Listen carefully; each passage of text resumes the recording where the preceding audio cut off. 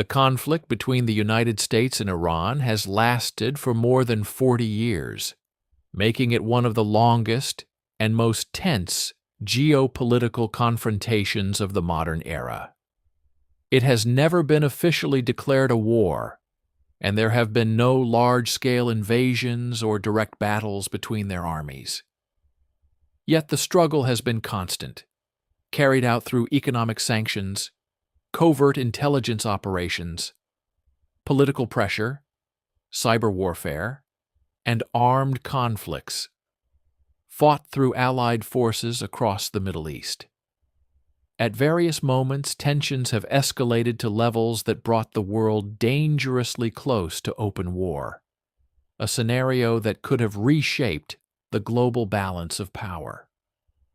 For this reason, many analysts describe the relationship between the United States and Iran as a modern Cold War, a prolonged confrontation in which direct military conflict is avoided, but strategic rivalry never truly stops. The roots of this hostility stretch back long before the current Iranian government came into existence. In 1953, Iran experienced a coup d'etat organized with the involvement of American and British intelligence services, resulting in the removal of Prime Minister Mohammad Mossadegh from power. Mossadegh had previously nationalized the country's oil industry, stripping Western companies of control over a critical resource, which alarmed both Washington and London. Following the coup, Shah Mohammad Reza Pahlavi consolidated his authority and became one of the United States' most important allies in the region. However, many Iranians viewed his rule as dependent on foreign support, a perception that gradually fueled resentment and anti-American sentiment within the population. Over the following decades, the Shah pursued modernization, strengthened the military, and maintained close ties with Western powers. But social inequality grew and political repression intensified. A significant portion of Iranian society came to see the United States as the primary backer of an unpopular regime, laying the groundwork for future hostility. By the late 1970s, economic hardship, political unrest, and religious opposition had reached a breaking point, leading to widespread protests and revolutionary momentum throughout the country. In 1979, the Islamic Revolution fundamentally transformed Iran's political direction. The Shah fled the country, and Ayatollah Ruhollah Khomeini rose to power, declaring the establishment of an Islamic Republic independent from Western influence. The new leadership viewed the United States as its main adversary and a symbol of foreign interference in Iran's affairs.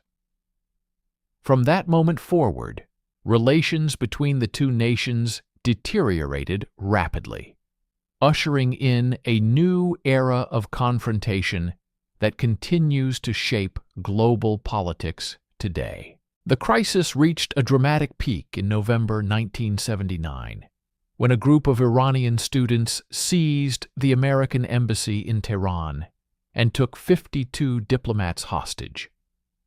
The standoff lasted 444 days and became a powerful symbol of the rupture between the two countries, as well as a major blow to the international prestige of the United States.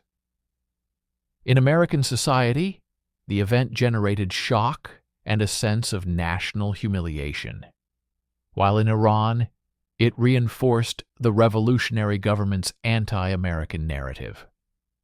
After the hostages were finally released, diplomatic relations between the two nations were formally severed, and mutual distrust became the foundation of their relationship for decades to come. In the years that followed, the United States imposed economic sanctions on Iran, seeking to weaken its economy and limit its military capabilities.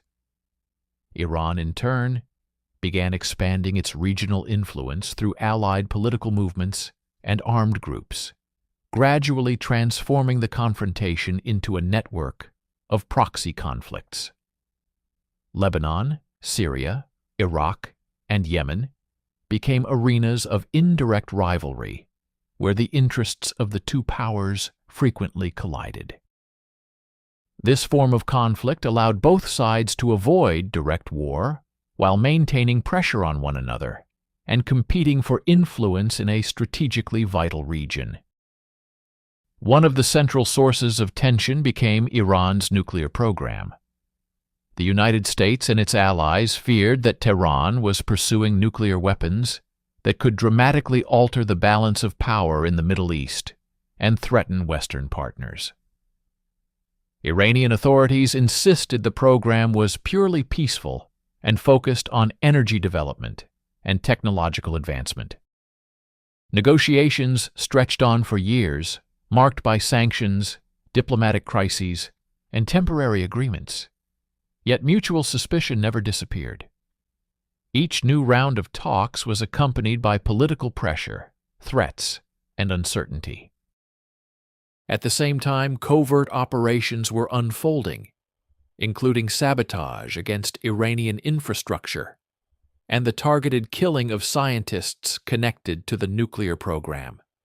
In 2010, the world learned about the Stuxnet cyber attack, which damaged equipment at Iranian nuclear facilities and became the first known example of digital weaponry capable of causing physical destruction. This episode demonstrated that modern confrontation could take place not only on battlefields, but also in cyberspace, where the boundaries of warfare are increasingly blurred and methods of conflict more sophisticated and concealed. Tensions intensified further after the conflicts in Iraq and Syria, where the interests of the United States and Iran frequently intersected, and the forces they supported found themselves on opposing sides. The region evolved into a complex geopolitical chessboard, where every action by one side inevitably triggered a response from the other. This dynamic heightened instability and increased the risk of direct military confrontation, a scenario both countries sought to avoid, recognizing its potentially catastrophic consequences for the region and the global economy.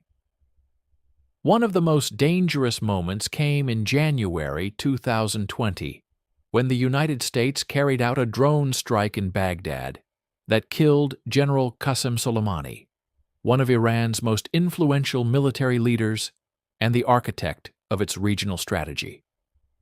His death triggered a sharp escalation in tensions, bringing the world to the brink of open conflict. In response, Iran launched missile strikes against American bases in Iraq, demonstrating its willingness to retaliate militarily. Yet further escalation was ultimately avoided.